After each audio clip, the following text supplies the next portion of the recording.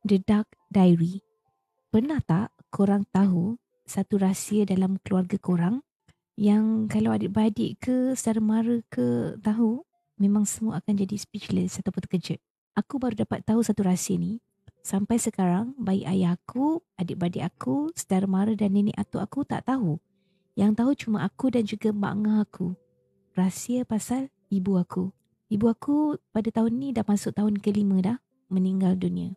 Bagi aku dan adik-beradik yang lain serta ayah, ibu aku ni seorang isteri dan ibu yang baik. Marah jarang. Cakap lemah lembut semua elok. Ibu aku anak sulung dalam keluarga. Setahun lepas ibu pergi, waktu ni ayah aku dengan adik-beradik yang lain balik kampung. Masa tu aku tak dapat balik sebab aku tengah minggu final exam. Jadi aku duduk rumah seorang-seorang. Entah kenapa hari tu aku rasa nak kemas rumah. Jadi aku pun kemas dari dapur, ruang tamu, bilik air dan setiap bilik dalam rumah tu. Masa aku tengah kemas bilik ayah dengan ibu, aku terjumpa gambar lama. Jadi bernostalgia lah aku dalam sejam jugalah tengok gambar semua dalam almari tu. Masa tengah nak kemas, dekat hujung laci tu, dekat belakang dia ada satu buku diary yang dilekatkan dekat situ. Laci tu kena cabut dulu baru boleh jumpa buku tu. Kalau tak memang tak jumpa lah.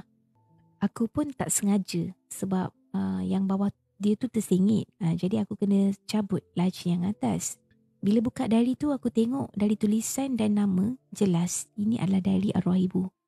Tulisan dia lama ya. Bukan setahun dua. Tapi dari umur ibu aku berbelas tahun. Dari awal tu setakat tulisan yang biasa-biasa je. Cita-cita ibu aku benda yang normal.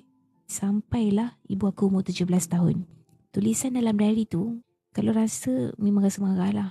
Ibu aku tulis pasal seorang insan yang bernama Azrul. Bukan nama sebenar. Dan dalam tu segala kata makian ada. Siapa Azrul tu? Ayah aku.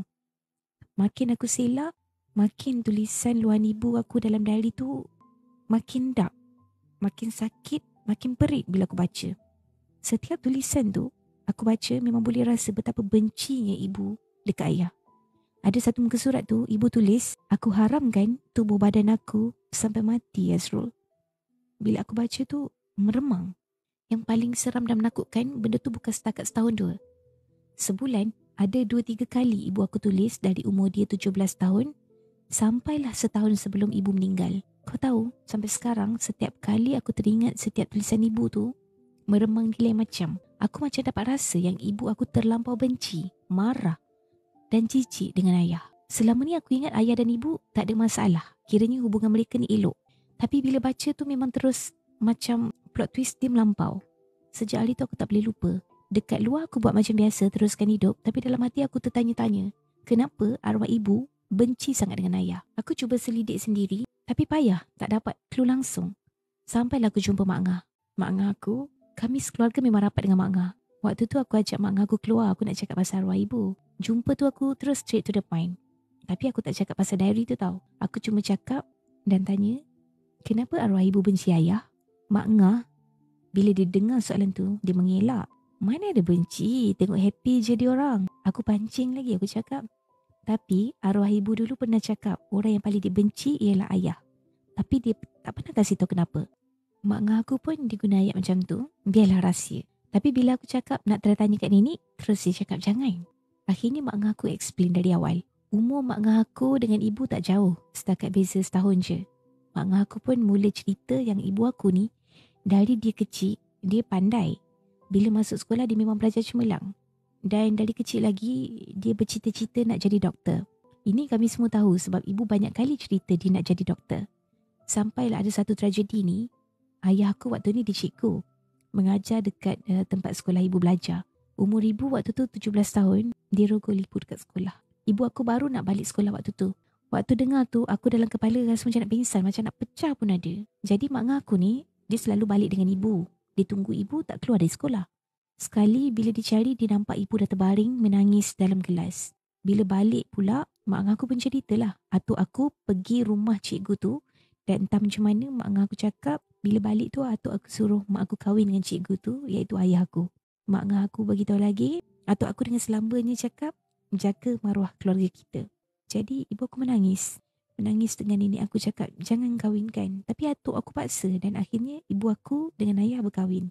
Aku waktu aku tahu tu, memang tak heranlah ibu benci ayah aku macam tu sekali. Dalam diary tu bukan setakat ayah aku dia benci tau, tapi atuk aku sekali. Arwah ibu aku siap tulis, dia sampaikan rasa macam nak tikam dia orang berdua tu. Aku simpan benda ni sampai sekarang. Sejak dari hari tu, aku punya benci dengan ayah dan atuk aku tu. Dan setiap kali terfikir aku rasa macam nak menangis dan aku nak tamatkan riwayat hidup aku. Bayangkan arwah ibu aku berkahwin dari umur dia 17 tahun sampai 40-an sebelum dia meninggal dunia. Aku tak boleh bayang peritnya hidup arwah ibu. Waktu dia hidup, hari demi hari lepas tragedi, di umur 17 tahun tu selama ni aku cuma nampak dari luaran. Ibu seorang yang tenang, senyuman tak pernah lekang. Tapi dia punya perit tu, aku pernah terfikir nak beritahu kat Along aku. Tapi setiap kali tu juga lidah aku keluh. Aku takut bila Along aku tahu, habis run up semuanya. Jadi aku cuma mampu pendam dan simpan hingga ke ujung nyawa. Darifah bukan nama sebenar.